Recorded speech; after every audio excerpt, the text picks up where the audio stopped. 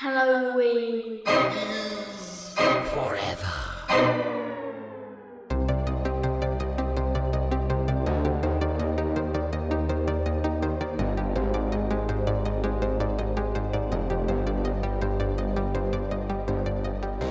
Hey guys, What up? What's up? I don't think this is cranberry sauce. So gross. Welcome, boys and ghouls, to another Momisode Oh, of God. Halloween is Forever. I'm Brian, I'm Meg. I'm Steve. and we are here today. It is Thanksgiving week. Yeah. My tummy rumbling. Yo, I just had a gobblerito yesterday. Did you? Too. Oh So my you- god, Thanksgiving's over for it's you. done. Yeah. Kate has had like 4. I've had 0. She keeps going out with friends, and they always end up getting gobbleritos, and she comes home and rubs it in my face. I have not had one yet. I feel like I've used one a year. I just want one a year. That's it. I max out at 1 a year. Yeah. And I like Mad Max. For those of you who don't know what a gobblerito is, which is probably the vast majority of people listening, we have a kind of regional craft beer centric Tex-Mex kind of restaurant chain here called Mad Mex. And they do something called a gobblerito, which you can probably guess what it is. It's a big old fucking burrito with with like instant mashed potatoes, like stovetop stuffing, turkey. I was stuffed after like 3 bites. Yeah, it is. And then there's just like the one thing I love about it is you're eating and like half of it's mashed potatoes. You know what I mean? Yeah. And then all of a sudden, you just get a random black bean. And you'd be like, did they put that on their purpose, It's or did just it as a fall into the reminder. potatoes? You don't know. They're just trying to remind us who we really are. Yeah. Or who they are. I will just say, if you really want to try this out, just bring some huge fucking tortillas to Thanksgiving this week. That's pretty much all it is. Yeah, That's it. Just do that. Yeah, and they just dump gravy over top of the entire So thing, much and then you gravy. get a side of cranberry sauce. I mean, it's literally exactly that. I don't think the ratio of cranberry sauce to burrito is not equal, because I'm It's one not. of those, I'm going to eat a little bit with every bite, you know? Same. I always ask for extra cranberry sauce. I just want a can, just put a Yeah, can down in just front literally, of and me. I'll scoop it out. I would sit and eat. I love all things cranberry sauce. I like the fancy whole cranberry, but I also love the canned jellified yeah. cranberry too. I would eat it with a fucking spoon. I had love it. wow, my sister's ex-boyfriend, his family used to have a tradition. Basically, they would whose like jelly slop would fall out first. So you just and like it was like this game that they did, and I kind of love it. Yeah. But I will also add, this is a pro tip: just bring a can of cranberry sauce to a Mad Max. Just do purse It's cranberry like that sauce. person that brings like their own hot sauce. Yeah, to a Right. restaurant. Yeah. You need that They're purse not going to sauce. complain. They're not going to make a big deal No. Keep about that thing on me. it. Keep that thing strapped. That out of the way, we have, guys, just a smorgasbord of Thanksgiving treats for you here today. We've got 2 I'm going to say alarming snacks to discuss here. And then we are going to discuss in my opinion, the superior Thanksgiving horror movie, Blood Rage. That's a from stretch. 1987. I genuinely enjoy this movie.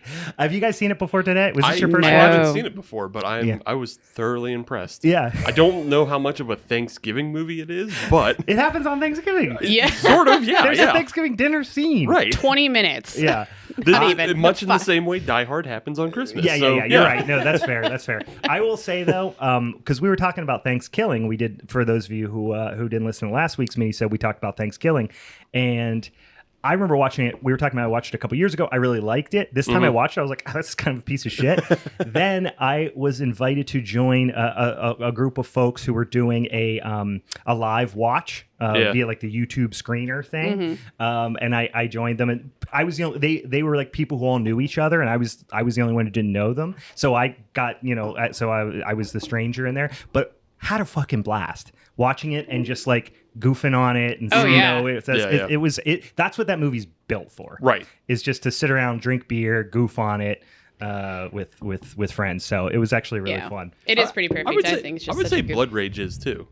Yeah, Like- probably. Yeah. Although I There's genuinely enjoy Blood Rage as a solo watch more than Thanksgiving. There's some really good things, and like we'll talk about it, but it's mostly the effects that are really great. Yeah. But then there's so many little acting things. Strange. That It's it's just like, almost what? Sleepaway Camp-esque in a way. Sleepaway Camp ass. That's a good There was another movie that we Uninvited.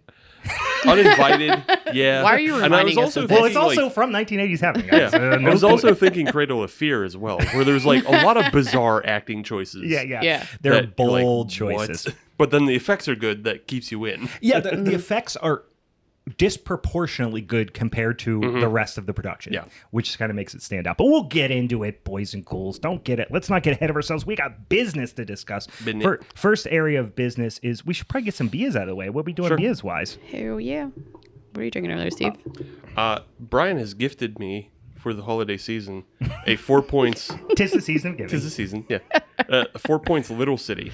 Yeah. And apparently it's a coffee porter and it's 6.8%, but it's really good. Yeah, my boy Nice. likes some coffee beer, so I figured you appreciate Yeah. it. It is, the coffee is fucking, on the nose, is intense. Oh, yeah. Like it smells more like coffee than beer, which I drank one of those after saying we did the early, because we're going to be down in beautiful Nashville, Tennessee, visiting family for Thanksgiving. So we did the early Thanksgiving on Saturday, before Thanksgiving, obviously, with my in-laws yesterday, and I had one of them after dinner.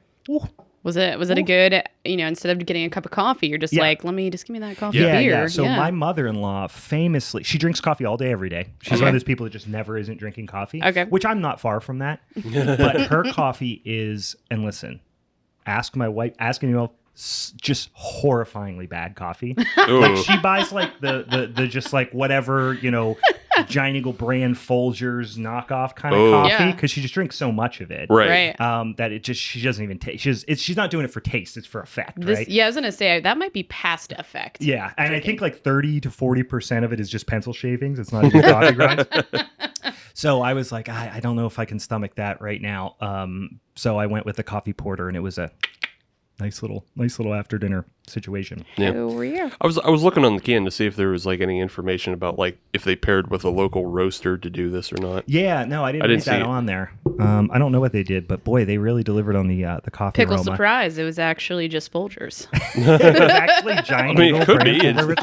It is intense coffee aroma. It almost smells like, because I did a coffee porter. I used to brew a coffee porter all the time. Like that was one of my go-to recipes that I always made. And I tried the cold brew, I tried steeping coffee, and I tried all the different things. And then what I learned is, what I just started doing was just literally pouring like pots of drip coffee Yeah. in the beer. And that was the easiest and best result that I got. Interesting. And that's almost what this tastes like to me. It almost reminds me of that coffee porter. I used to make one that was like an English porter base. It was like 4.5%, so it was a lot smaller beer. Yeah. But that's literally what I did. I just like literally drip coffee in it.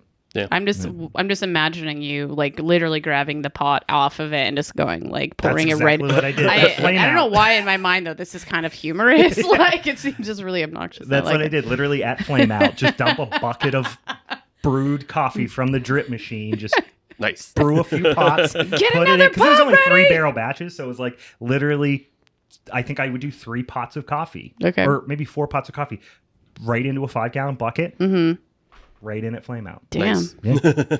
Yeah. But so here I'll say what I'm drinking. I am drinking, because I didn't even look at the name of it, Outrun Nobility. It is a Keller Pils from Grist House Brewing, lovely brewery, local here in beautiful Pittsburgh, Pennsylvania. I think it's relatively fresh. I wouldn't look at that and say Keller Pils, just because it doesn't have any cloudiness to it. It's actually really clean and, too clear and bright. It's a very nice Pils. It must be because I had that probably within the last few weeks over there. Yeah, It's pretty good. it's a super nice Pils there. Wouldn't look at it and say Keller Pils, but it's really nice. I had a Keller Pils at Trace. Yeah. And that's where I learned a lot about the style and everything. Yeah. Because Zach was able to tell us about it. And it's like, he told us, Keller Pils is usually unfinished and, it's more cloudy and everything. So, yeah. And theirs was. So. It's really, you can get down a rabbit hole reading online, but the differences between like the subtle differences in brewer interpretation between like a Keller Pils, a Zwickel beer pills, and like a Zeugel beer pills. And like, Zeugel. Modern brewers they're just kind of interchangeable terms a little bit. Yeah. They're all just basically like fresh, young, not particularly long conditioned versions of whatever beer. How has nobody stolen IP and made a Zeugelberg I know. Pilsner? I did a homebrew and named it that like once upon a time. See, there you go. Right? But it was there's got to be someone out there, right? Because I mean, as soon as you hear Zeugel, that's immediately think of Futurama. But very nice beer, really kind of perfumey. It's like right up my alley. Like I love perfumey, super floral, sharply bitter Pilsner beer. Hell yeah, dude. Yeah.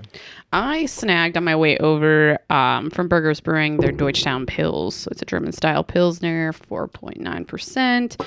I always like all of their Pilsners and like lagers they do. Super, super nice. I've drank a bunch of that beer. That one and the Cultivar, which is the Italian Pils. Yeah, I had that I've there cranked too. through like a case each of those in the last year. I like those beers a lot. Yeah, I was jonesing their fried and the chicken on my way. Helles. Oh yeah, The Carry. I think I had the Helles. I stopped there a couple weeks ago, and I had one of those. Like, Yeah. They had them at the brewery. Neil was kills really it nice. with the Much laggy beers. respect to his brewing. Yeah. You get some of that fried chicken? Yeah, I Oh, definitely it's so had to good. fix them up on my way down. I was just like, Do you get the Korean fried? You just get the regular? I just get the regular, Yeah. but I like bastardizing things. I always get like a side salad and just like make my own fucking thing because it's just their fried chicken is just so fucking good. Neil has Pickle told brine. me all the little like tweaks to the recipe because I've went and had lunch with him a bunch of times or just hanging out in there, and he's like, get this, but listen, take this off, add yellow mustard, combine this. Like he's got all these like It's like secret menu. hacks. Yeah, but they're honestly their food there is so good. Between that and Shoe Brew being right up the road, I'm very spoiled. We go there way too often. But right on. So Dems to Beesies. Before we get into snackies, do we want to talk about our upcoming Secret Satan episode? Ooh. We can. Yeah. We can. Because I feel like once we get into this log of something, Right. which we'll talk about in a second, it's really gonna throw us for a loop here. So let's get the business out of the way. So. For those of you who are tuning in for the first time or didn't listen to last week's episode, or the last couple of weeks' episodes, our Showdown episode, we do these mini-sodes every week, and then once a month we do a big Showdown episode where each one of us pick a movie that pertains to a particular topic, which our social media friends and followers help us to figure out. So we pick 3 random things, have them vote on them, and then we each pick a movie, and then we argue about it, and then we vote, and we decide who takes home the belt for the month. Currently, Steve is the reigning champ. And he didn't even look up what he said. He just champ to himself. So we had 3 options, and the one that came out on top was favorite of the Hellraiser franchise. This became contentious immediately for a couple of reasons. Because one, we decided we're not going to do the first 2 movies because they're by far the best in the franchise. So understood. Then we eventually begrudgingly came to an agreement. You that begrudgingly. we could not do 9 like we're fucking children. Because apparently 9, which I have not watched yet, what is the title of 9? Revelations is unwatchable. I have not seen it, and it would just mean certain death for whoever was awarded that film, which is fine. But what we're doing this time around, we're calling our Secret Satan, which is our cute little take on Secret Santa. We are going. That was my Meg voice. You like that? It's a very good Meg impression. Yeah, that was my Meg voice. We call it Secret Satan, which means we already took care of this ahead of time with the assistance of Kate. She helped us to. So we figured out who we drew in our Secret Satan. So each one of us is going to be inflicting a movie upon one of the rest of us. We don't know who, obviously, those are, but we have been texted from a fourth party what the movie is that we have to watch and defend, but we don't know who picked it for us yet. Right. I'm going to go out on a limb and say it's the one that was picked for me is one of you 2. That's good. That's good. I think mine was picked by one of you guys too. Yeah. Okay. We're in agreement. We're in agreement. Okay. All right. So I'll go first. The movie that was picked for me is Hellraiser Judgment from the year 2018, and I'm looking. The most recent. Yes, it's the most recent one. Damn. So this is 10, right? Yeah. There's 10 in the series so far. Have not watched it so far. But they're making another one. I'm sure they are. I have not seen this, but when I posted something about this on the social medias, everybody was like, oh, 9's fucking piece of shit, and 10's actually okay. That's what I heard. So I'm kind of excited to see this one, especially because now I've watched the first 4. I had seen 1 and 2 before many times. I think I'd seen 3 before, but I rewatched it. And then I watched 4 for the first time, which I actually really liked 4. I like 4 better than 3, to be honest with you. Yeah. But I'm going to go the whole way through them and then culminating with number 10, which I'm going to have to defend. So The nice thing is that you don't have to watch all the. You don't have to watch all the other ones to get to 10. Yeah. They all have their own standalone. Yeah. I mean, with the exception of like 1 through 4, those are pretty lore heavy. 10 is benefited by the first 4, but you don't need it. Yeah. That's what I've been told, but I'm like, I've embarked on this mission. Yeah.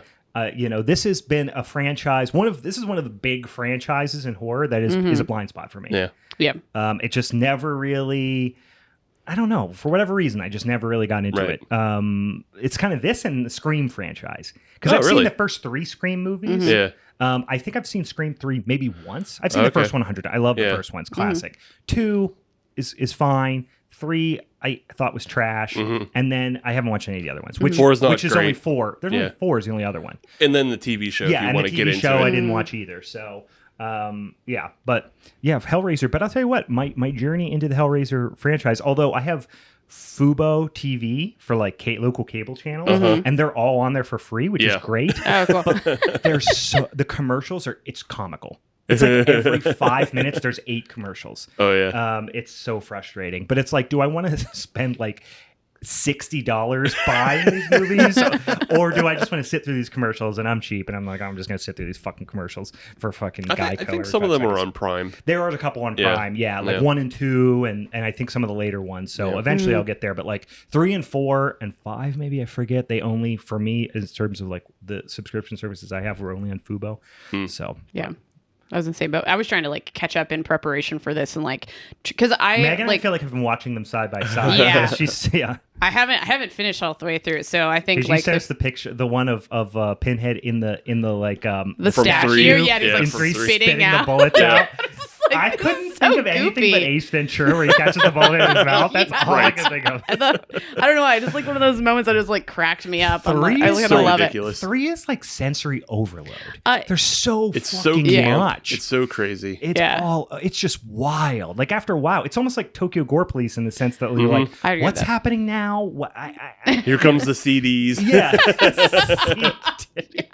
Kate thought I was joking when I told her there was a CD Cenobite that shoots CDs.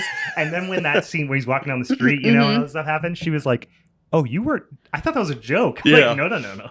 I kind of still like 3. You said you like 3. 4 more than 3. I kind of was like the other way around. Yeah. But I could kind of tell there was like still the continuation. Whereas again, we already talked about this. Like I think after a certain point, it's just they just were like, how do we just keep this franchise going? Yeah. And just what ridiculous situation can we put Pinhead and the other Cenobites in? Yeah, and that's the thing. Like I know we talked about it on a previous episode, but like 5 through 8 were all spec scripts.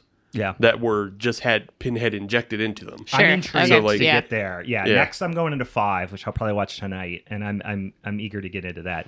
I'll tell you what, 4 started out, I was like, oh fuck, it's Ghost of Mars. Because it's space. it's space, and the guy talking, telling the story to the cops, basically. But then it grew on me, and I eventually, after I finished it, I was like, I thought that was pretty good. It's not terrible. It's wild that they still haven't done that on How Did This Get Made?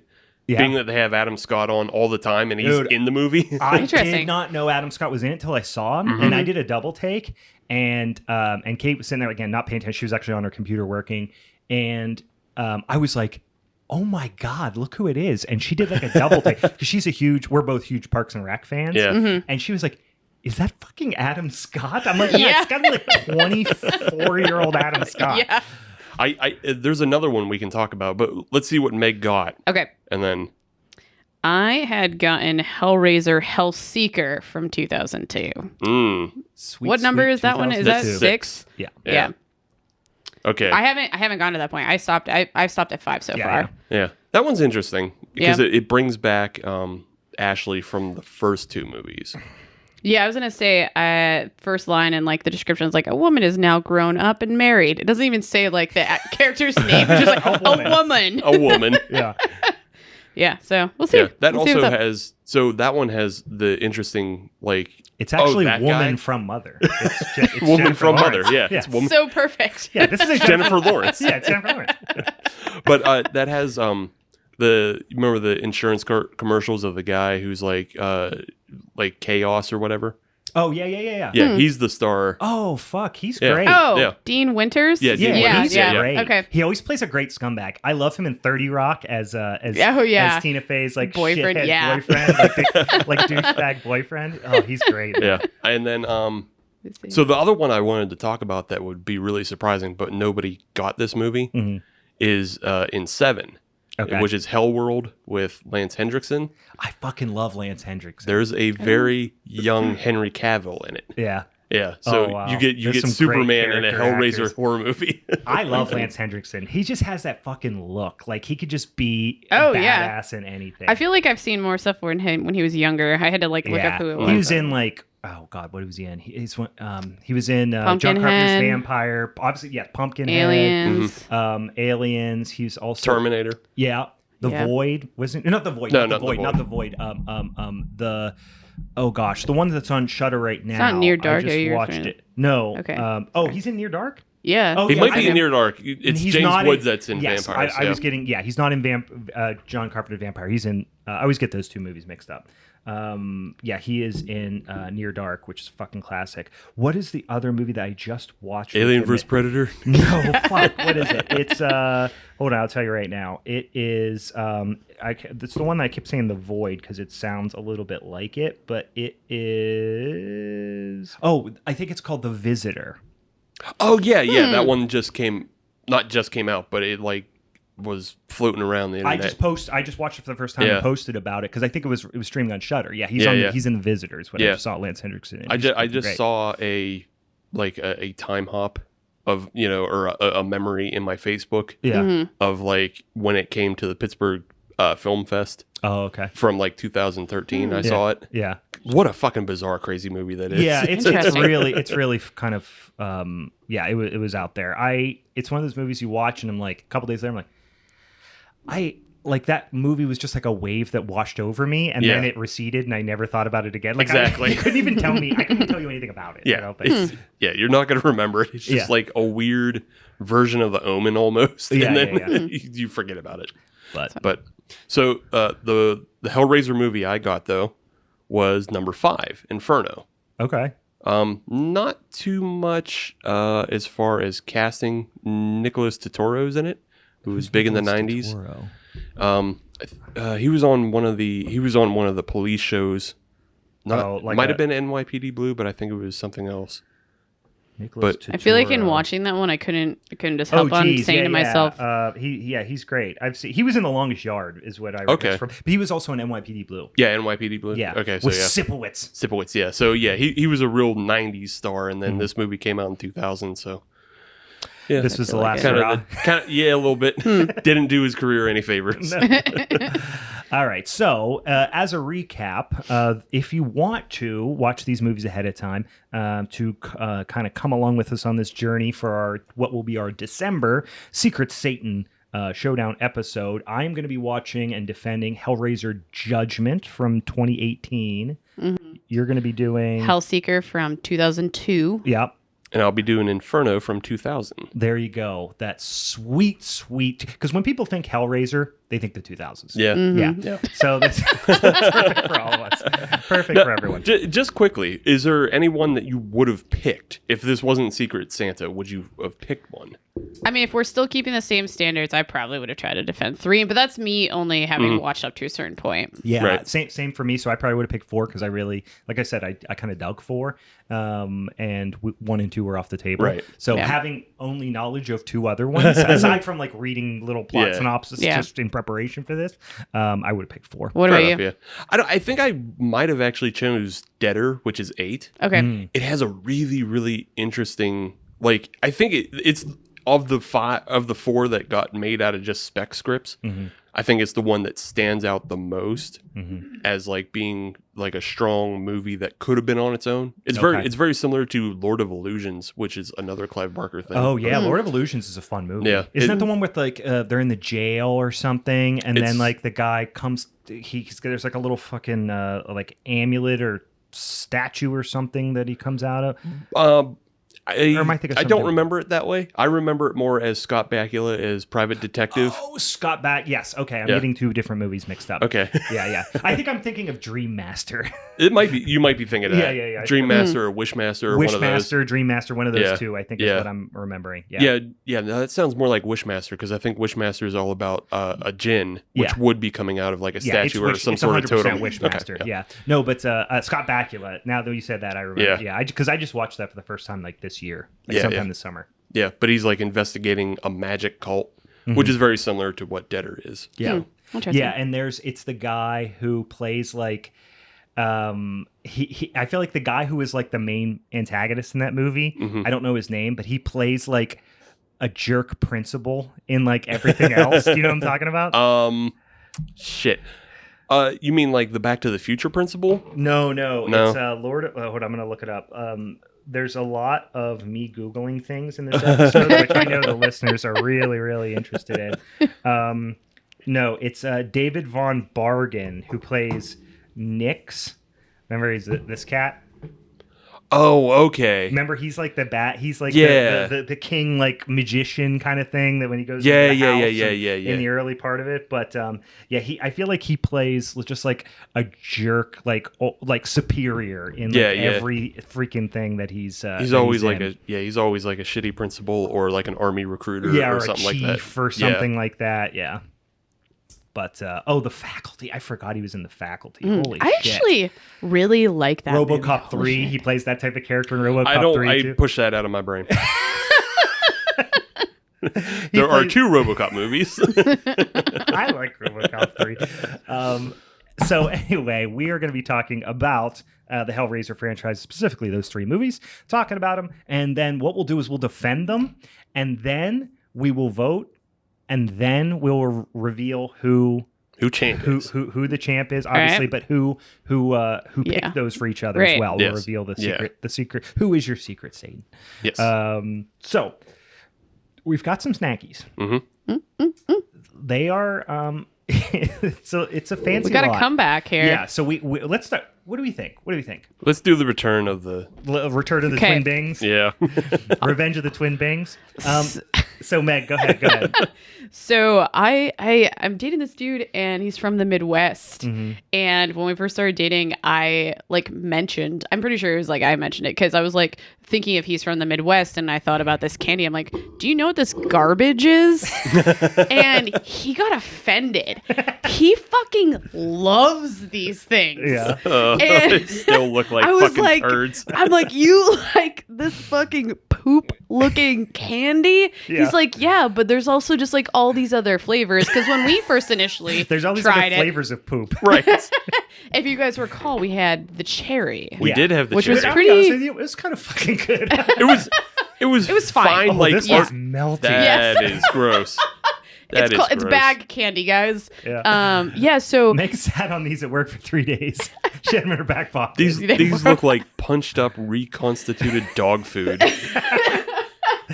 They definitely look like something on the cookie table at the wedding that the aunt that wraps up her cat. Yeah. Oh my god. She's like what Aunt Bethany. Aunt Bethany would bring these to the cookie table at a wedding. Yeah.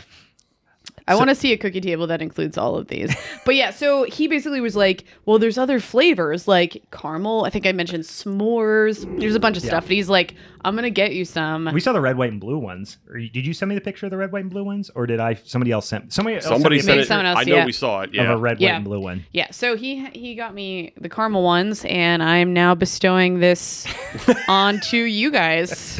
Don't say bestow like we are thankful forever for it. I was going to say. Okay, so yeah, these are the caramel ones. These, oh my good Christ, what's happening?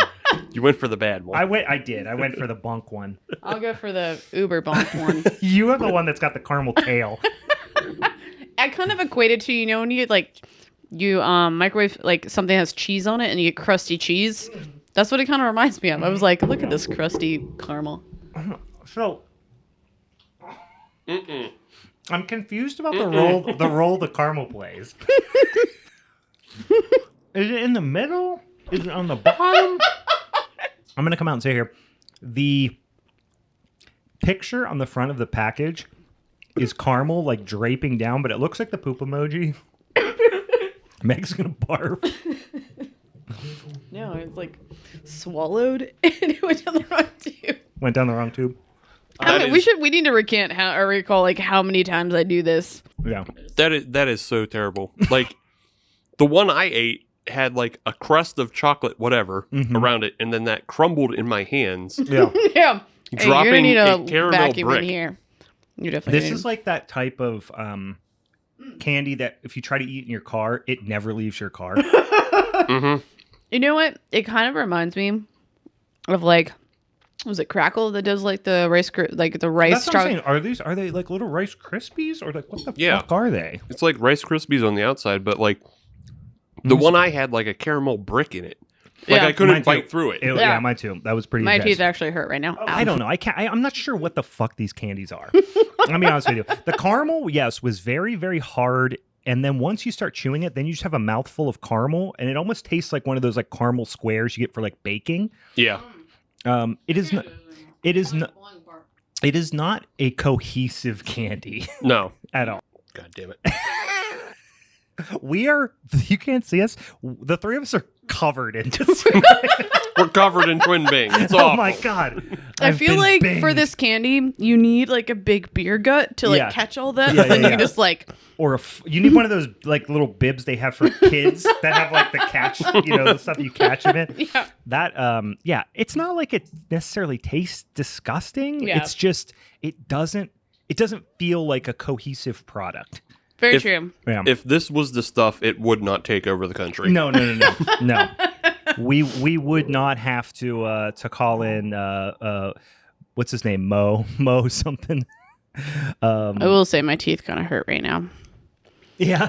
Yeah, the caramel. Yeah. Mo Rutherford. Yeah, let's give an honest review. Yeah, softer caramel. Mm-hmm. What we popped in the microwave for 10 seconds. I think it would instantly fall apart though. I don't think it would even stay. Yeah, I think you would have a boiling mess. Hey, yeah. Idea. You know, like how they have those like little chocolate balls you can put in hot chocolate or like put in like milk and like let it melt and stuff like that. Cocoa bombs. Like if you put this in like either hot chocolate or like milk or something like that, I feel like that would probably be pretty good. Yeah. So because when I drink milk, I think like, how can I make this chunkier? It's a bad idea, Meg. It's not. I feel like it's going to come out like. Bad idea, Meg. Rescind your suggestion. You're just going to get like chocolate stuck to the sides and it's going to harden and temper somehow. Yeah. I was not expecting that result. It's fucking disgusting. I'm so mad at you. So let's get into this. So that was a monumental failure. Here, so I need to just do a little explanation on this. So this is something that our friend Jen Strang also who gave us the salmon treats, which we have some more salmon treats still to taste. This is the Seattle stick. That's what it's called. That's what it's called. I read it verbatim. Seattle, Washington salt blade handcrafted meats. Meg brought this to us. It says, and she said, "This I found is it in my candy." car. Yeah. Meg called this candy. She said, It's "Guys, chocolate. this is candy." We said, "Oh, cool. It's like a log and it's wrapped up in butcher paper like charcuterie." But she said, "This is candy." I said, "Oh, maybe it's like fudge or something." And then I read it and it says pork salami with coffee and indie chocolate cocoa nibs. And she was like, "It has chocolate in it." I was like, "The first ingredient's pork." I'm 100% certain this isn't candy. I'm 100% certain this isn't candy. When you look at ingredients and number one is pork, not candy. I mean, right away, it's not candy. Imagine the first ingredient that said candy. First ingredient, candy. Second ingredient, pork. Question, Meg. When you go to McDonald's, do you roll up and say, "Can I get a double candy with cheese?" Yeah. Steve, yes. Go to the barbecue place. Be like, can I get a rack of candy? Just the whole rack of candy. Did you know that the McCandy is back? But the argument that I brought, what did you say? I said that the McCandy is back. Did you know that the McCandy is back? No, what I want to reiterate that this is where my argument is, and I want all of our fans to weigh in. Okay? Please support me. Is that like, what about when we have candied salmon and stuff like that? It's sugary. That's just candy because either. it's savory doesn't mean it can't be candy too. It 100% does. And also, if it's not candy, it can't be candy. If it's meat, it can't be candy. Yeah, meat is not candy. People say like candied bacon. Yeah. You know, it's bacon. That's first. a sweet treat. That's candy in my eyes. You have a warped sense of candy. This is what I'm learning about you. All right. So what if someone did grow up in like Alaska and all? Well, that's more poop. Man, we have so much poop. Looks like poop. a giant log of shit. But it smells good. It's not appetizing. But I'm gonna cut this up, and then holy moly, that's dense. Holy shit, I'm gonna break the table. That's all the candy in there. Have you ever tried to cut through solid candy? All right, I'm gonna do this and cut my thumb off, I think. All right, I'm trying not to touch every piece, but Just hold it by the butcher paper. oh yeah, good idea. Here, you hold it. You brace, spot me, bro. Yeah. We got a spot to cut through all this candy. Holy shit, that's hard. All right, we'll do one more bite Teamwork, so somebody doesn't have dreamwork. to have the little nipple on the end. Holy shit. Dude, it smells good. It smells really good. First thing first, hits me right away, not candy. Okay, I'm going to come back. It's not candy. It's It not tastes sweet like enough. salami. It's salami, but there is a little, it's like an earthy kind of cocoa coffee flavor I get. Yeah. The cocoa nibs remind me of, I had tea one time that was basically just like the shells of cocoa nibs kind of thing. Yeah. And you like steep it like tea. It reminds me of that a little bit. That's delicious. It has this almost like vinegary, like saltiness to it. Fermented kind of character. I'm like real here for it. I actually really like it. That's Yeah, fucking it's delicious. really good. I I'm would put not it on a gonna lie. charcuterie That plate. is maybe the tastiest thing we've had on the show. That's Yeah. fantastic. I mean, that's not saying a lot, but Not saying a lot considering we've had twin bings twice. this is decidedly better than Twin Bings. Obviously. Yeah, thanks, Jen. That's fucking delicious. Yeah, that's really Yeah. good. Oh, I'm Hell gonna yeah. eat that whole damn thing throughout the course of this discussion. I just wish we had a little bit of cheese. I feel like, I actually do have some with parm like, downstairs. with like a sweet cheese, that'd be really good. I see that. I think all I have A is candy parm. cheese, if you will. No. Candy cheese. So real quick, guys, this is completely unrelated, and I just brought up my phone to pull out my notes, and the very first thing I saw is a mutual friend, Malcolm Frazier, posting this picture. Oh yeah, Did you see this? yeah. Sex appeal. What is this His fucking nipples guy also doing? so hard. Malcolm, he was just at my house on Friday night. If you are listening to this, I don't think you listen to the show.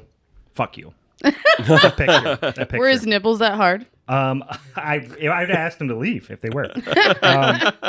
In any case, let's get into this damn movie. But first and foremost, because I did not at the top of the show, if you want to help us vote on what our topics are, if you want to see just some spooky wooky content daily on the social medias, give us an old follow over there on Instagram at Halloween is Forever, at Twitter is at HallowForeverPod. Nope, just regular Hallow Forever. You'd think I would have figured this out by now. Facebook is Halloween is Forever Podcast, and then at Hallow Forever Pod is on the TikToks. Yes. Yep. Which I haven't opened. Have we been posting TikToks? I don't think We have been. Have we? Okay. Yeah. I again do not have TikTok. Do not know what it is. I think our Halloween Kills one had like the most views so far, and like nice. a little over 600 though. Oh, nice. Well, It's because I cheated and tagged it as speed art, and that makes kids watch it more. as what? Speed art. Because I did the little quick drawing. Oh. I don't. Okay. See, these are all the tips and tricks of the TikTok world that I have no fucking idea what it is. I just know that a lot of people have small waist, pretty face, and a big bass. That's the only thing. I feel like those videos are the only things. Like I go on TikTok and it's just that song and people doing some sort of dance. It's all and dancing. or showing their butt to that. Yeah. That's TikTok. I'm pretty sure, in a nutshell, if I had to do an elevator pitch on what TikTok is. Like I said, we're gonna do like some spooky dance like low. It's a lot of dancing, a lot of dancing, a lot of dancing. Yeah, kids like to dance these days. I guess so. God bless. But they're them. not dancing to spooky music enough. Yeah, I know. That's they my only need critique. To get like really. more like rituals, like satanic. See, Meg, you can try to start like the headbang challenge. Yeah. And then just post headbanging videos to, you know. Are you telling me I should do this? Yeah, you had the longest hair. Steve cut his hair just so he didn't have to be involved in this. Absolutely. Yeah. Meg But said you we're have a getting a longer beard. TikTok. I said I'm getting a haircut. Can this be like almost like a reverse headbang and you just like shake your beard around? Because you definitely have that on me. I'll tie things to the beard, sure. There you go. Some beads, some sausage. Oh, how nice would that be just to have like snack sausage hanging off your beard? Holy shit. This is a $1 million idea. That scene in Freddy Got Fingered. Daddy, Daddy, would you like some sausage? Daddy, would you like some sausage? That's all I thought about. My brain's broke.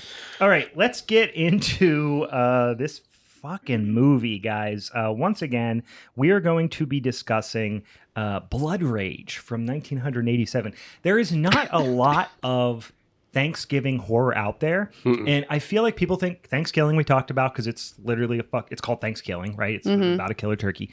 This is a little more subtle.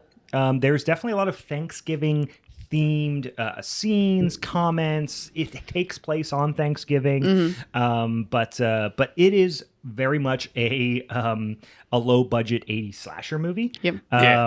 In every sense of the word, that is loosely focused around Thanksgiving, which I appreciate. So you guys first time watch. I've seen this movie oddly probably like 4 or 5 times. Oh, okay. First I saw it years ago on VHS, and then they did it. I want to say they did it on the very first marathon, or one of the first season, or one of the very first marathons of The Last Drive-In. Oh, okay. Which is, where, got to get the full Joe Bob treatment on it, which was really fun. But man, it's a fucking weird movie. So it's kind of starts off where all great serial killer stories start off, which is Jacksonville, Florida. At a drive-in. I love how they say like Jacksonville, Florida never comes back. There's never anything about the geography. It could have been anywhere. But why they had to put it in Jacksonville? I don't know. I think it's important to point that out though, because we're talking it's a Thanksgiving film, and you always associate that with fall, especially up here in the Northeast where we actually have change in the leaves and such. That's true. There's a whole bunch of fucking palm trees in this, so you have to know that. I guess that's true. Maybe it was like an afterthought too, like, oh shit, we need to do this. We didn't think about the fact that this doesn't look like Thanksgiving in any way, shape, or form, and people are in t-shirts outside. So in any case, it starts out at this drive-in. So I mostly love this movie just for the initial like drive-in concession stand scenes. If there's a scene in a drive-in concession stand, I'm on board. I'm on board with it. I'm starting out on a good foot right off the bat. Did you guys recognize in the first like minute and a half? I did. The salesman, the condom salesman. Did you see the condom I must have missed that. So he's in the bathroom and the guy's selling the condoms. Did you notice who that was? No. It was Mr. Ted Raimi. Yeah. Oh. Yeah. And he's literally just in that scene. And that's it. That's it. Like, yeah. I thought for a second it might have been Eddie Deason. Okay. They look very similar, and that's that. a very, very young Ted Raimi. So. It is very young Ted Raimi. He's got a hat on, and he's got he's got Eddie Deason glasses. He's got the glasses, the like Coke bottle-ish kind of glasses. Right. Yeah. I'll only come on board if I'm the creepiest person in the movie.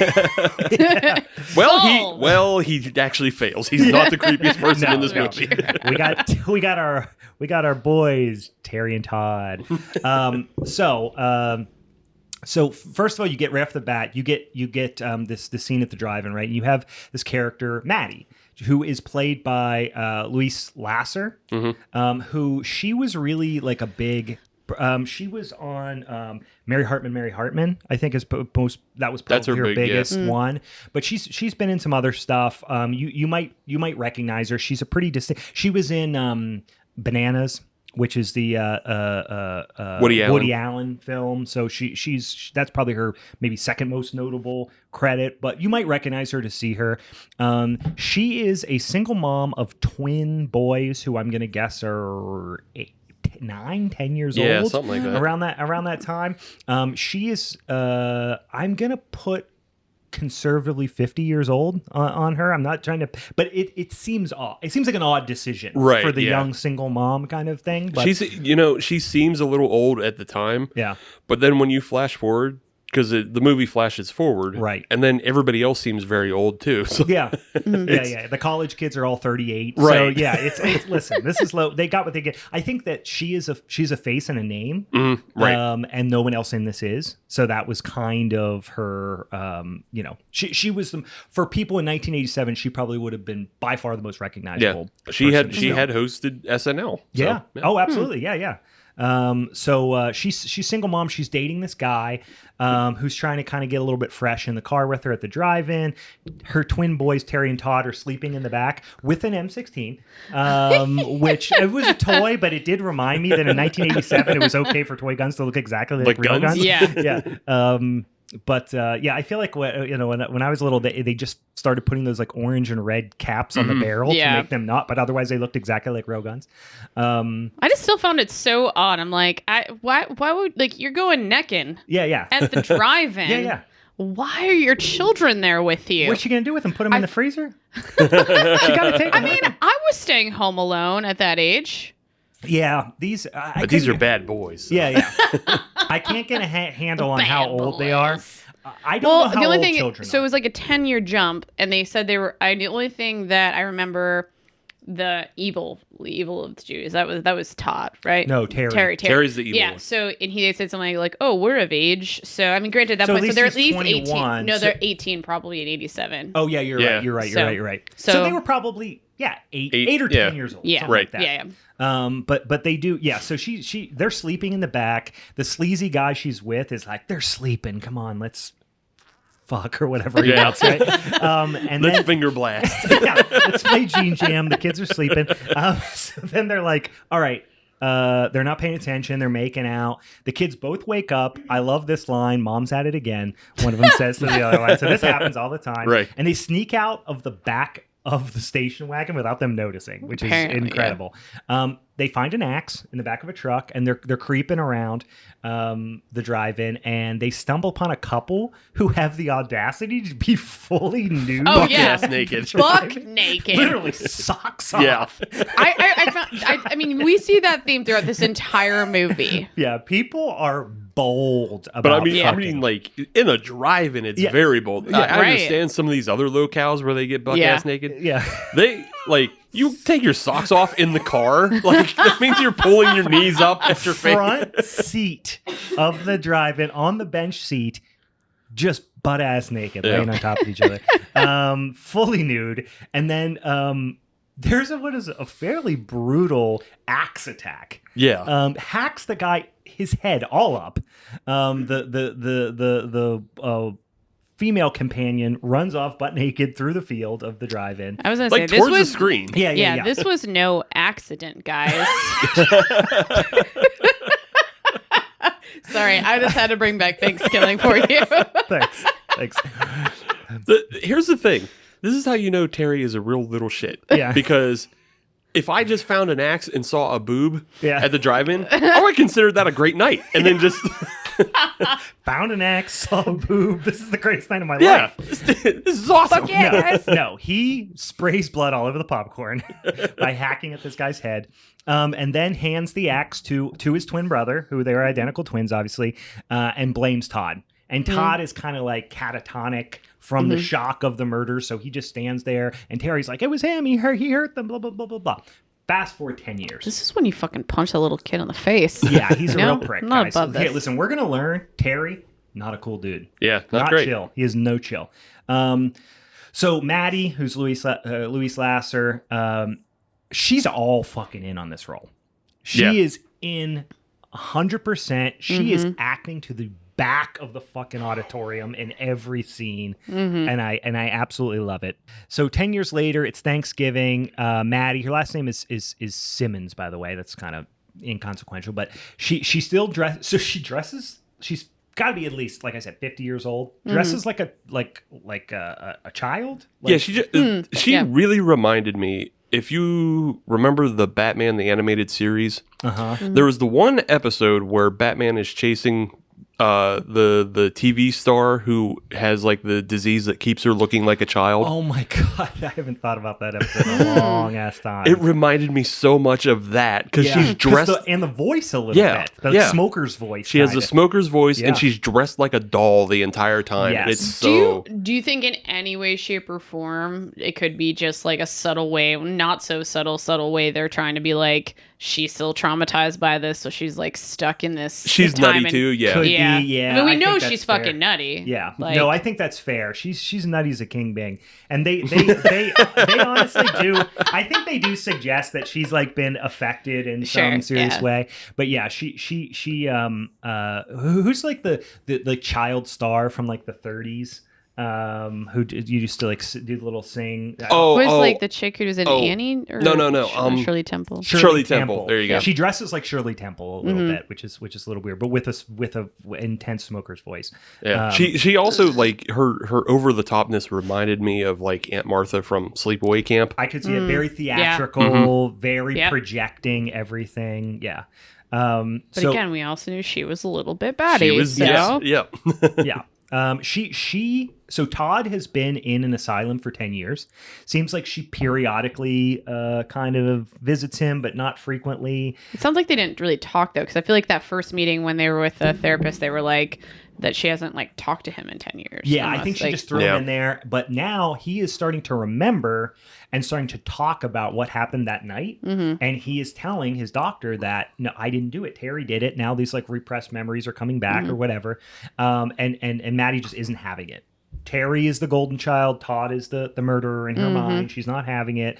The cringiest, just like clunkiest exposition in history here, where it's just a voiceover of what's supposed to be like patient log. It's just the doctor explaiing everything that happened. Very loud voiceover. yeah. You can't even hear anything that's happening in the background. It's very, very kind of clunky.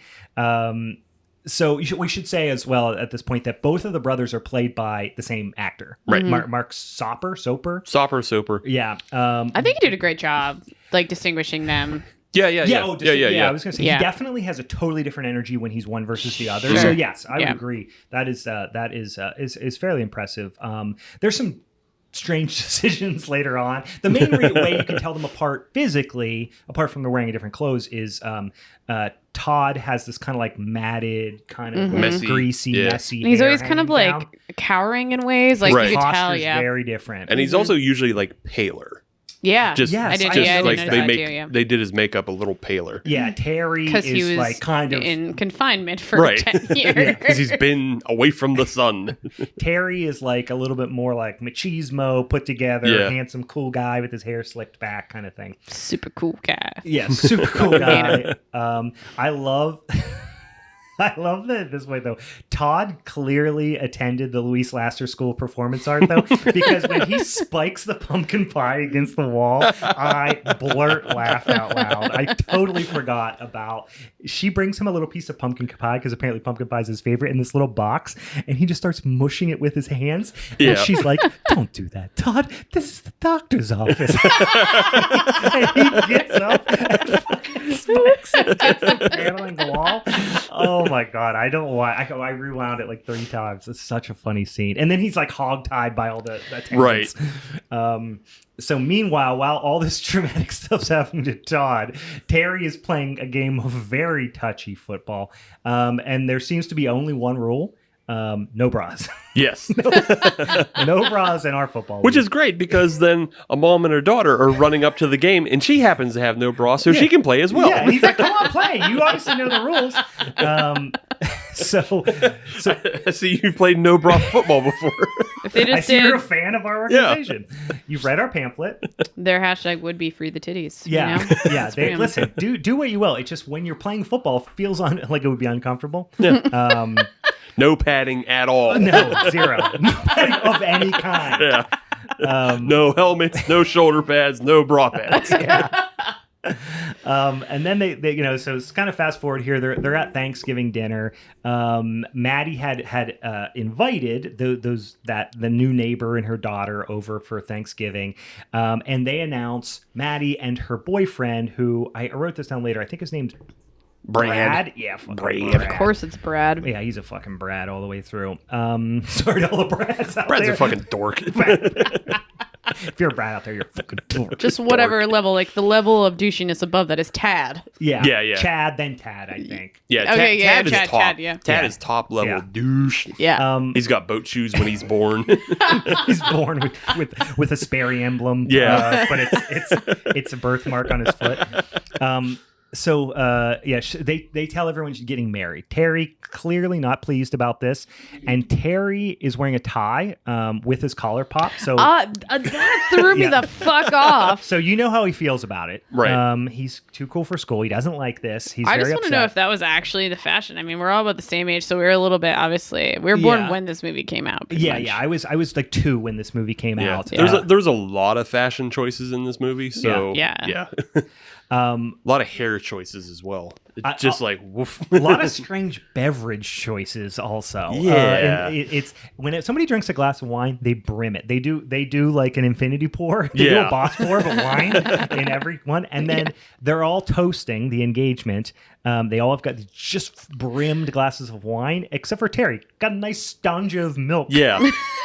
He has the literal milk tube. Yeah, he's got a literal milk tube. Yes, you're 100% right. He's got a literal milk tube. He was so hip before it was hip, you know? Yeah. He's a trendsetter. Take note here, guys. We've come to know this about him already. So Todd escapes the asylum. They learn during dinner, they get a phone call. Maddie gets a phone call that Todd has escaped. Pulls Terry into the kitchen. Guess what? They escaped. Todd escaped. They think he might be coming here. Let's not make a big deal about it. Terry's like, okay. Can do, Mom. Then they walk out, sit down, and Terry goes, hey, fuckers, Todd escaped. Yeah. I know. Guess what? You're going to meet the rest of my family. My crazy brothers escaped. Let's all have food. Yeah.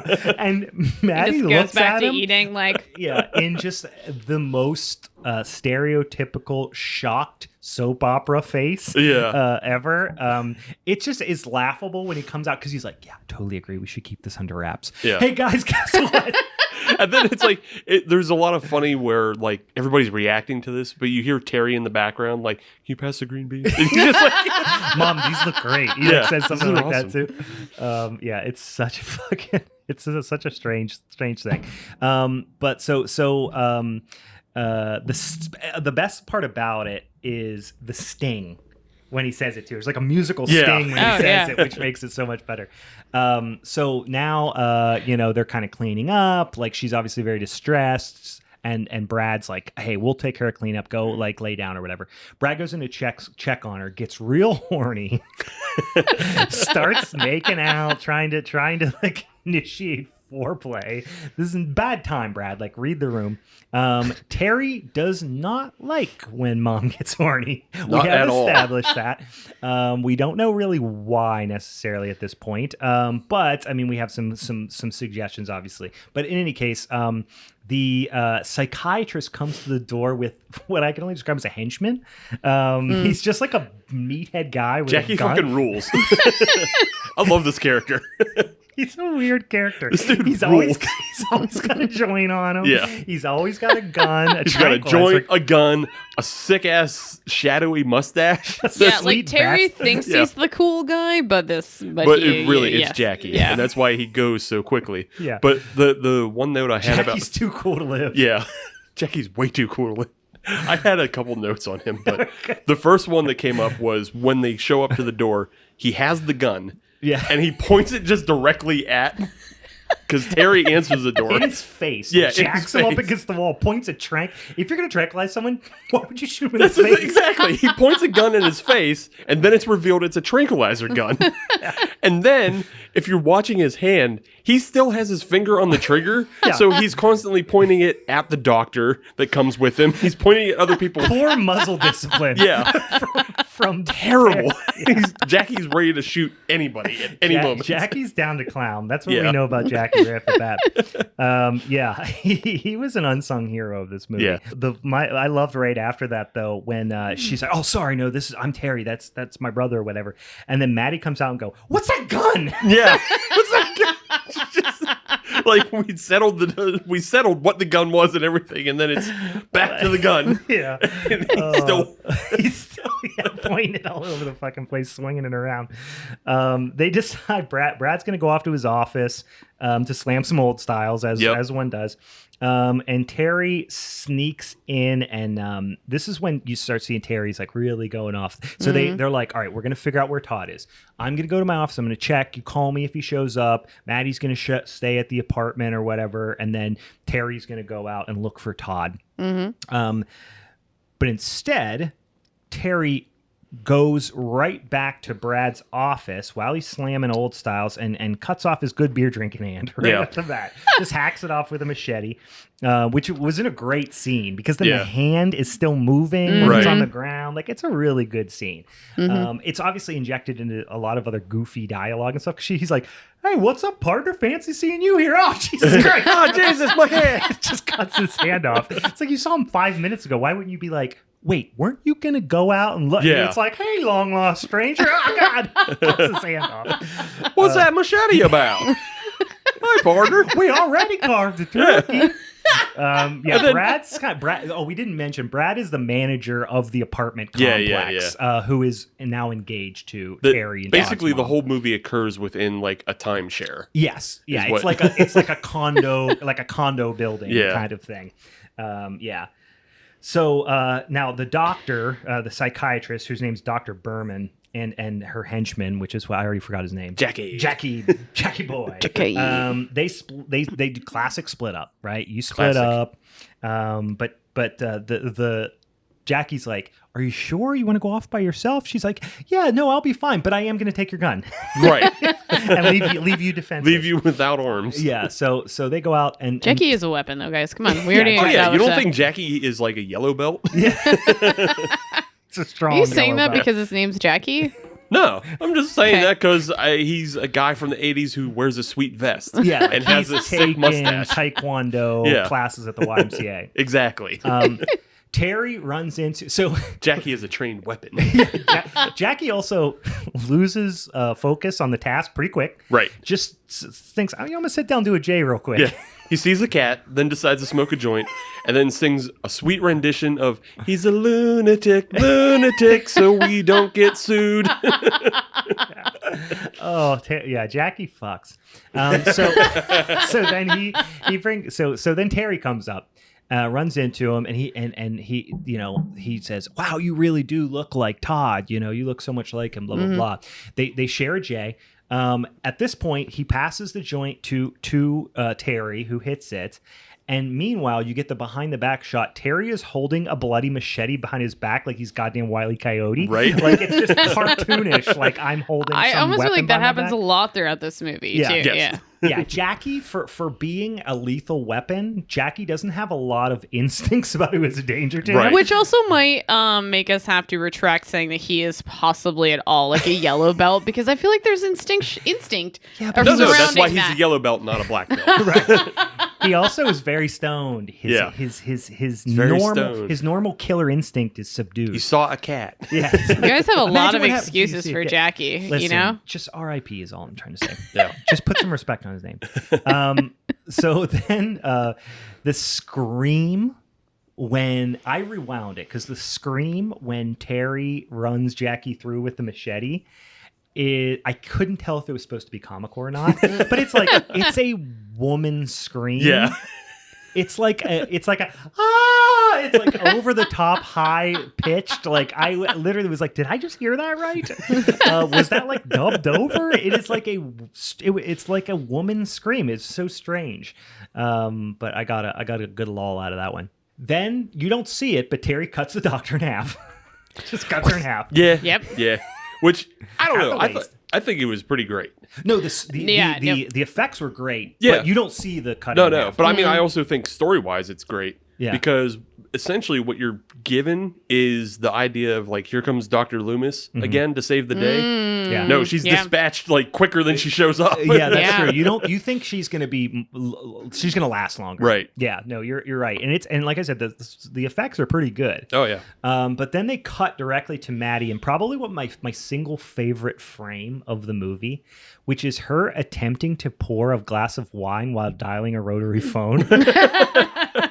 And imagine in front of her a rotary phone. She's trying to, and then she's pouring a glass of wine that is on the other side of the rotary phone, and she's like shaking and trying to do them both simultaneously. I'm just like, why wouldn't you pour the wine, then dial one, the phone, then the or other. dial it? Yeah. What daily achievement do you have to like unlock here by doing this? I don't know, but I just like her skills, yeah. I mean, listen, she's impressive. ambidextrous. That's for sure. It's kind of like when you can like drive a stick shift and like, I don't know, smoke a cigarette and then maybe answer a phone call real fast, Yeah. It's kind of like, yeah, that's what I that's a good quality to have. Yeah, just in life. So Todd makes his way to the apartments, and then you see Terry, and he is kind of changing clothes. He's kind of doing a shit shower and shave situation here. And while Maddie is scrubbing the oven for some reason, and you get the iconic line, he has blood all over his hands. He licks some of it off and says into the mirror, "That's not cranberry sauce." Oh my God, yeah. Which is mostly why I tout this as a Thanksgiving movie. Fair enough. When the most iconic line is about cranberry sauce. I don't know. Can we talk about how it comes up later? Yeah, it comes up. He says a total of, I think, 3 times. I think he says it more than that, because Does he? he says it. Well, it might be 3 times, yeah, because he says it right before he kills somebody. Yeah. Then he says it after he kills somebody. But like, Does he say- I he feel might say like more the than that. scene early in the beginning where he's saying it to himself, Yeah. is like his practicing. Yeah. Is like getting This ready. is going to be my catchphrase. Yeah, this is my catchphrase. This is my and murder I'm gonna use it. catchphrase. I got to be ready to deliver it when the time Yeah, comes. yeah. When the time is right, I'll say it again. Yeah, for and I'll sure. really fucking get him. Because he does say it twice later. Yeah. To like Artie or whatever. Yeah, right? to Artie. And Yeah. then like after Artie's dead, he says it again to himself. And he's like, yeah. Yeah, fuck hell yeah. like giving himself a Fuck pat hell on the yeah. back. I nailed it. Fuck hell yeah. So Terry shows up at the new neighbor's house, the one that he saw earlier, who he invited to play football, and he's just drops in for a glass of V8 and some TV, and then Todd runs into Terry's girlfriend Karen, who's like the kind of on again off again girlfriend, and she thinks it's Terry, and she has this kind of long one-sided conversation with Todd as he's like lurking in the shadows, and eventually lands the most awkward line, which is, "I want you to make love to me." Yes. And Hey, it's direct. It's straight. I'm like that here for is it. the most boner killing line of all time. I would have been like, no thank you. I feel like it sounds like some sort of like ritual. You that got, we're a, gonna you got a perform. direction on that one? Yeah. You just kind of go, I care about you too. Yeah, cool. Let's talk about it.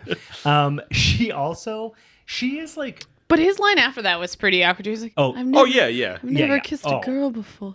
well, he's been in an asylum for 10 years. He has an excuse. She's supposed to be a Totally. normal human. But she goes, Supposed to be. yeah, I'm supposed to. you're supposed to be a normal human.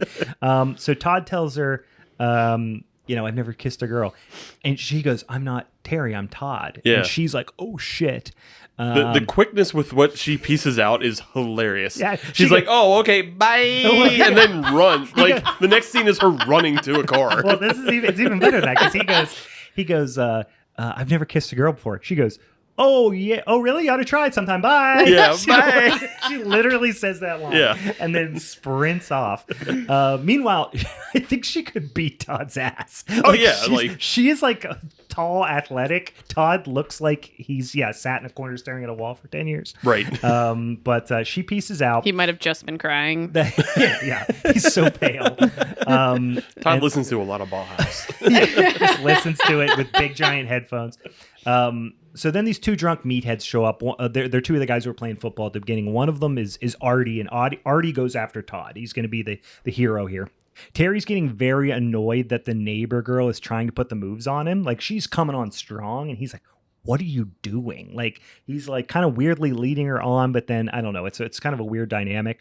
Terry meets up with the rest of the, the cool teen crew, and says, okay, I'm going to go look for Todd by myself because he's the killer and blah, blah, blah. They all still think, of course, Todd is doing the murders at this point.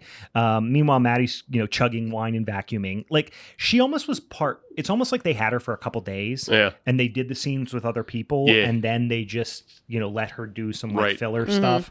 But she does insist Terry puts on a specific sweatshirt. Yeah. And I'm like, she's like, put on a sweatshirt. It's cold outside, the blue one. And I'm like, okay, that's going to come back, right? No, it doesn't at all. There's no foreshadowing there at all.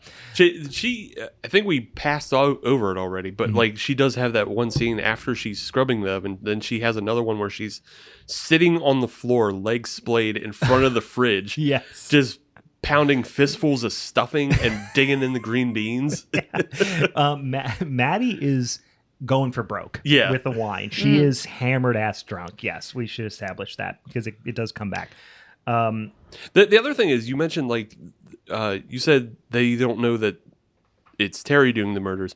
They haven't discovered any of the murders at this point. They haven't even. I was thinking they discovered Brad, but they haven't. Yeah, I think it's only Todd has discovered the doctor cut in half, and that's it. Yeah, they have not discovered. I was thinking they discovered Brad by now, but they haven't. But no. Right. So they just think he's because they're taking the whole thing very not seriously right now. Yeah, because they know that he's there because they saw him, but they don't know that anybody's been murdered. Right. Isn't Terry the first one to catch one of them, and it's the doctor? He freaks out. Isn't he? Was that? I'm trying to think of the timeline. Todd, you mean? Yes. Yeah, Todd. Yeah, Sorry. Todd sees. Yes, Todd. So that actually happens next. Okay. Much. Yeah. So they find before. So Todd finds the doctor's body and tries to put her back together with modest success. I mean, he kind of does. But she dead. But he does get a gun from her. And then Todd meets this random little girl in the woods and it's like, go home, lock the door. Don't let anybody in for any reason, which that does come back a little bit later, but it's kind of non-consequential. But, so there are so many aggressively horny people in this movie, yes, but they rarely they're all only sexually attracted to non-horny people for the most part. Yeah. It's always one really aggressively horny person and one person that's like, no, stop, chill, kind of thing. There's this this neighbor's house, which is where the other neighbor's little girl that was going to play football with them. This gets a little convoluted, but she was babysitting their baby or this woman's baby. The woman comes back with her date. She's the aggressively horny one. The guy is this nerdy, kind of guy. She's trying to get herself a man. Yeah, and she says daddy to the baby, "I'm gonna get you a rich daddy." Yeah. She actually says it to him, which is a little. Then almost prays for a second. You know, she's just like, yeah. So they come back, and Terry shows up.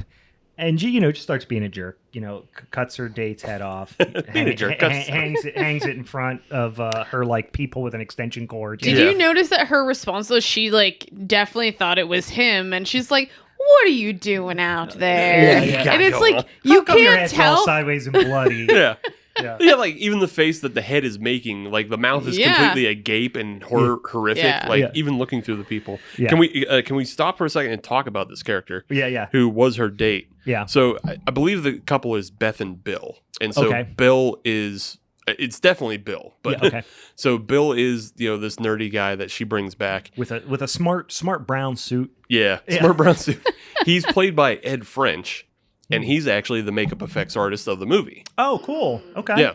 So he didn't do a bad job. He played the nerdy, cartoonishly nerdy guy.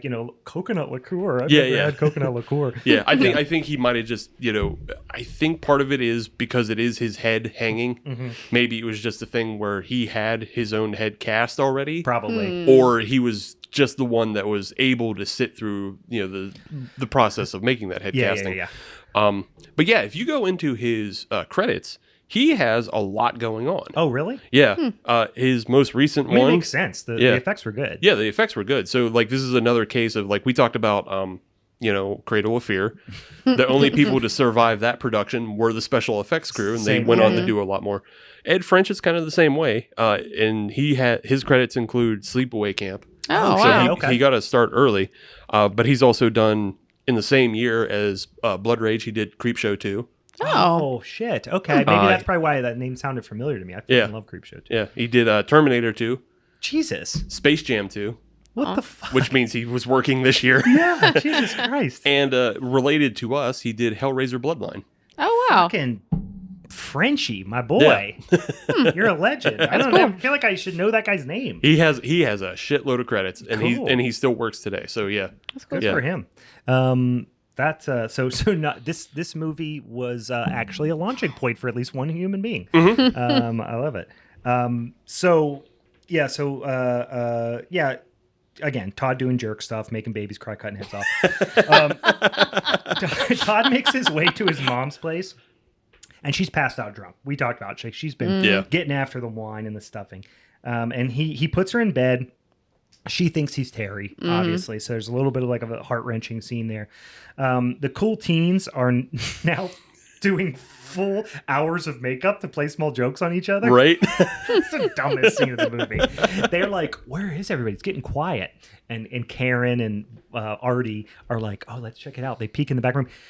The other two jump out. And one of them looks like the makeup from like Demon Knight or something like that. Like it's really, it was like very almost like From Dusk Till Dawn. Yeah, like or Demon Wind. I mean, it reminded me of Demon Wind. Like shitty demon vampire. Yeah, I mean, but still enough effects on her face that were like that probably took at least a couple hours. Right.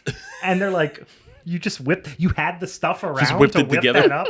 It's a weird non sequitur. And it's funny because like Karen and Artie are in the front room playing Commodore 64 or ColecoVision or whatever. And then you see, I think it's Andrea and Greg is the other couple's name. Okay. You see them in the back room and like they're going at it. Yeah, they're fucking or making out. So or like they didn't go in just to put makeup effects on. They went in to do other stuff. So he must have came quick and then they decided, hey, you want to do makeup stuff? Or they were like, I'm not horny, but I am feeling spooky. Yeah. And then they decided to do spooky stuff. Or maybe that whole thing's foreplay for them. Right. I don't know. I'm not sure. I got to get hard to put the makeup on. I had to put the makeup on to get hard, probably. Anyway, so now they're like, let's go play tennis. Right. I don't know. Whatever. Scratch that. So I love... There is a series of scenes now that are injected at points that really don't matter of Maddie talking on the phone to the operator. To nobody. Trying to get in touch with Brad. Basically. Drunk dialing the wrong number. Supposed to be waiting. She's hammered. She is insane right now. I feel like they just let the camera roll for 25 fucking minutes and then just cut it up and inserted it at random spots because they were like, she doesn't have enough screen time or, I don't know. Or we don't have her for long enough or, I truly don't know, but they are complete like non sequitur scenes. It's just her like going, this is an emergency. Like it did, like to the operator. And then you hear the operator going, I don't know what you're talking about. And she's like, wait, just please my boyfriend. I won't you? Call him.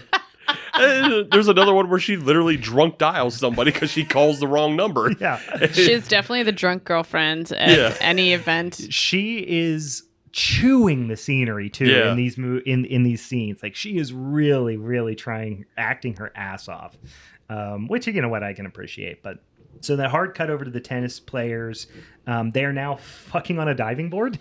Yeah. They went inside. Yeah. I think the guy was like, let's bone on the tennis court. And the girl was like, no, I have a better place. Let's go to the pool on the diving board. It's so much more comfortable there. Right. On that sandpapery surface of a diving board. Well, that's part of her process. Of what gets her off. Because Greg, he needs the makeup and he needs to go play tennis in order to get him going. But she needs the hard ass surface and the feel like she's about to drown.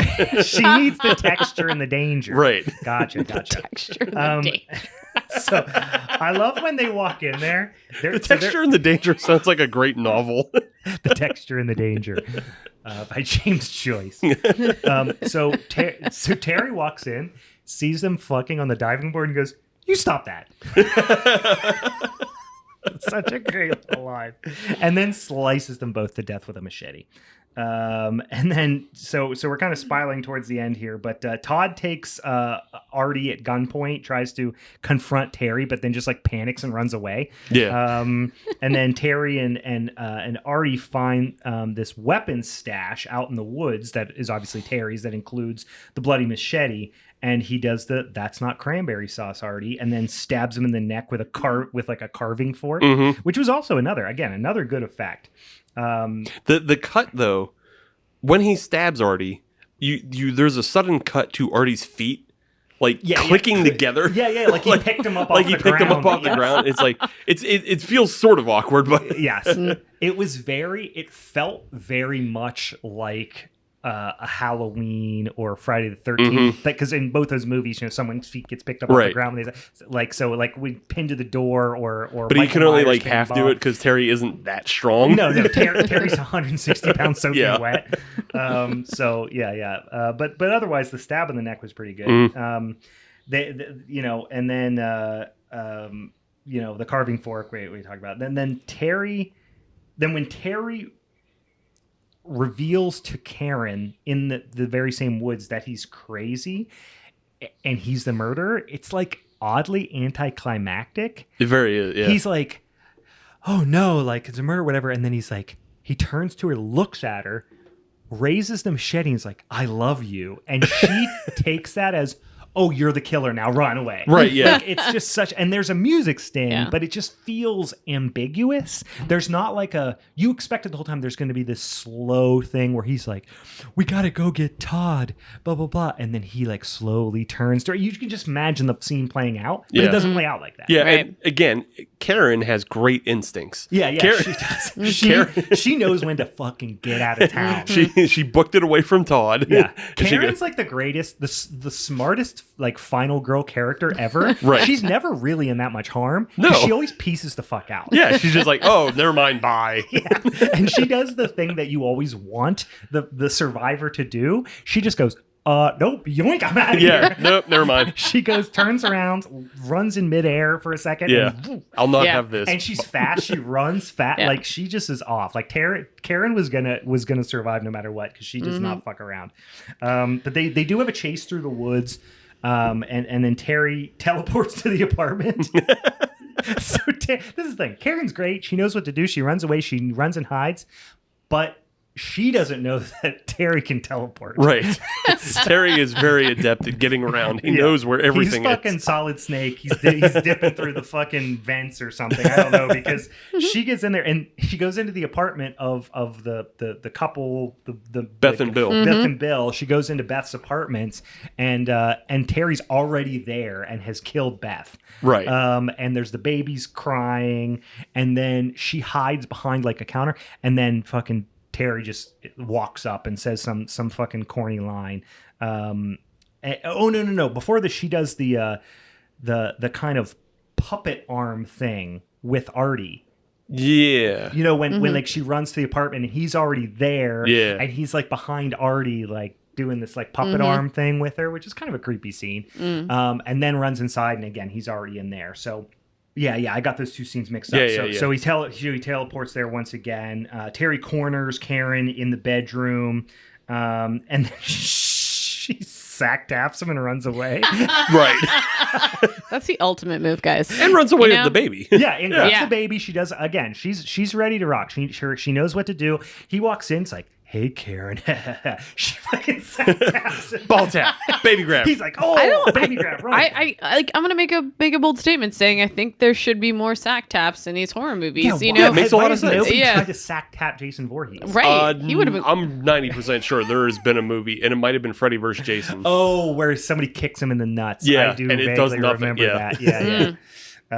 It might have worked in the first, like from 2 through 4, but I think after he's dead. I want to remember like that. Didn't Corey Feldman like kick him in the nuts or something? He might have, yeah, and it might have worked. It might have worked at that time. Tommy it is ultimate Jarvis kryptonite, though. I mean, literally, Yeah. I really, yeah. It's just after Jason's dead, you can't kick him in the balls. Right. That's true. But yeah. not enough people try to kick Michael Myers in the balls. Yes, that's a big problem. But when you shoot somebody 6 times, But try it. You gotta try it. Shoot him in the balls. Shoot him in the balls. I think going right for the balls. Just shoot him in the balls. I do think it would be more effective than shooting him 6 times. It might, yeah. Blast his balls off. It guys. might be just enough time. Yeah. So yeah, he said I'm glad we're talking about sack tapping. Yeah. I mean, it was the most effective move. You have to know how to defend yourself, and that's the thing about Jackie is he had too much honor to go for the dirty. Jackie has taken the code of the yellow belt. Right. He knows he can't go with groin strikes, and he dies because of it. Tournament rules dictate that you lose a point for hitting somebody in the junk. Jackie has competed in Bloodsport on many occasions. That's right. He's used to fighting with his hands dipped in glue and thumbtacks. Yeah. He's been to the Kumite, but he's not been to the Jacksonville timeshare. There's no rules in Jacksonville. That's right. When you go to Kumite, they never do Jacksonville rules. I just wish in this movie we need to do Bloodsport. I know it's not a horror movie, but I fucking love Bloodsport. I kind of wish at a certain point they would have like had either like some sort of news be like Jacksonville Man, or like Florida Man type thing. I think that would have been like classic for this. Jacksonville Man is like Florida Man, but even like a higher, more specific level. Yeah. Like if the yellow belt is Florida Man, black belt is Jacksonville Man. Yeah. So anyway, Terry attempts to frame. So anyway, Karen takes the baby, runs away. She runs to the pool where apparently the pool is just like the central location of the thing. That's kind of how I took it. This chase ensues. Todd shows up with an empty gun. Just classic dipshit Todd, tries to confront Terry in the pool where Karen's there with the baby.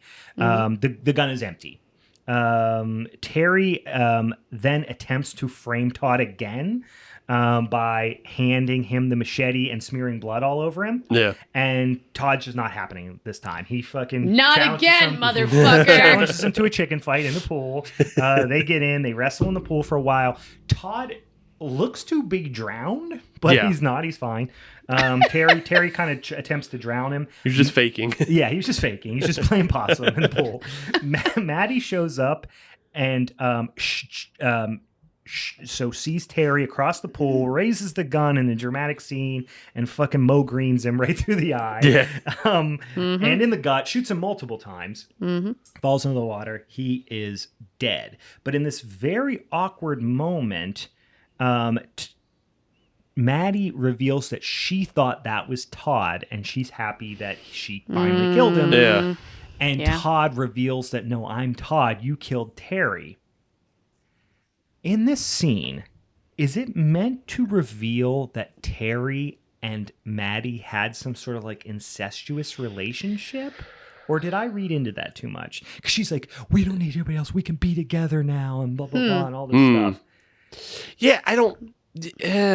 Because earlier when she was drunk in bed and Todd put her in bed, she's like, give me a kiss and like all this stuff. I mean, they definitely have a weird relationship, and I feel like for as much as she is like defending him, so I think what is it, that Oedipus complex? Is that Oedipus complex. So like I feel like there's a lot of that going on. You can see it in other ways. You can see it like the sweater thing, you can kind of see it, and just there's just like they protect each other in weird ways. Plus like Terry's overall trigger is anytime he starts murdering, it's because his mom's getting horny. So that's what I'm saying. That's what I think that like there's a suggestion that there's this kind of because I mean, what's the motive? Like, what's the motive besides he's just a shitty fucking kid? You know what I mean? Yes, it's because he wants his mom all to himself, kind of thing, or something. Yeah.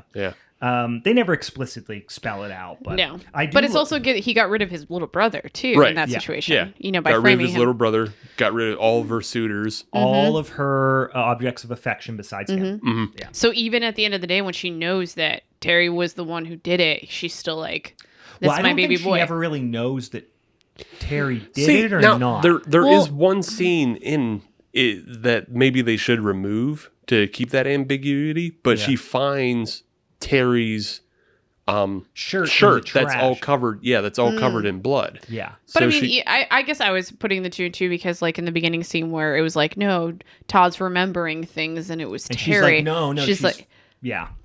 So she. I think you're right, actually. Like she kind of has a clue, but I think Maybe. she just whether She's it's trying trauma. To block it out, Totally. Yeah, no, I think you're right. I do appreciate in this one where she's like, it's a very awkward scene where she's like, "You're the bestest. You're the bestest." And I'm like, It was are intense. you Tommy Pickles now? Why are you saying bestest? And she does this whole like, I do like her kind of accent seems very out of place, and also Artie's accent. Artie's like a fucking New York dude. Like, we didn't mention that, but it's like way out of nowhere in Jacksonville, Florida. I felt really uncomfortable in that scene because it was like Todd then was having a freak out. She was having a and freak they're both out. just going, "I'm Todd." Yeah, like it was so intense for me. Yeah. Just to back up real quick, because I mean, Karen is still in this scene as well. Yeah. But just to back up real quick, too, Karen is poolside holding the baby, out of breath. Yeah. Terry comes in with the machete. Yeah. And she stands up and she goes, "Oh, for God's sake," and just runs away. Like, it's such a great reaction of just like, she has plenty of time and she just goes, "Ah, God," and just runs away. Run more. I'm so tired. Yeah. Just annoyed and frustrated, but she knows she has to do what she has to do. Yeah. But yeah, she's watching this whole breakdown go on as well. Right. Mm-hmm. She's just watching the whole showdown and the shooting of Terry and then Todd and this moment with Todd and Maddie and all this stuff.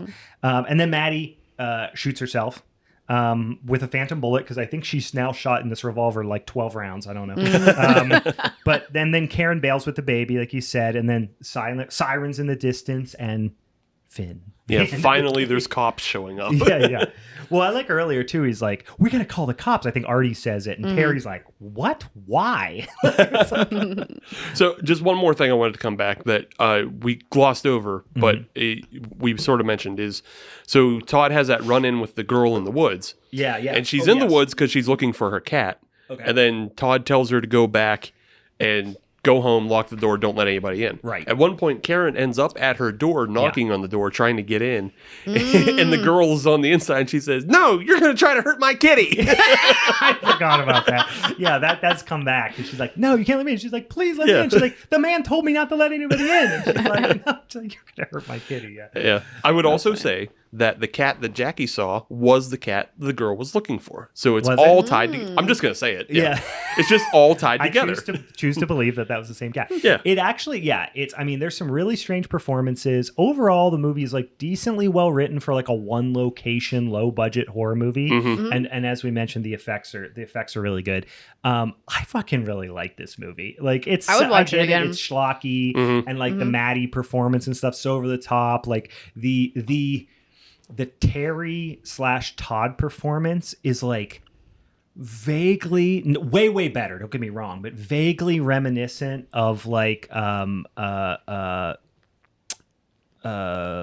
God, what's the Christmas slasher franchise that the second one Silent is Night, Deadly Night? Silent Night, Deadly Night 2. Remember when it's like the it's garbage. Yeah. Like, it's vaguely reminiscent of that for whatever reason, but it's way better performance, but just like the odd posture and decisions is kind of reminiscent of that. Silent Night, Deadly Night 2. I kept wanting to say Black Christmas. It's not Black Christmas. That's actually a really good movie. Well, competently made movie. But yeah, I don't know. I like this film. I do too. I honestly, like, not that I love remakes, but I feel like because I think the story and the idea behind it's like pretty strong, that if someone did redo it, they could probably do like even better job. I think it could hold up still today. Yeah. It's one of those things that like it could be remade as long as they kept the effects practical, but then just like really hammer home the Thanksgiving part of it. Yeah. Like set it in the Northeast where you get fall. Set it, give you the real, Thanksgiving feel. That would be better. You could do, and I feel like with the Thanksgiving thing and like the traditions around Thanksgiving, whether it be like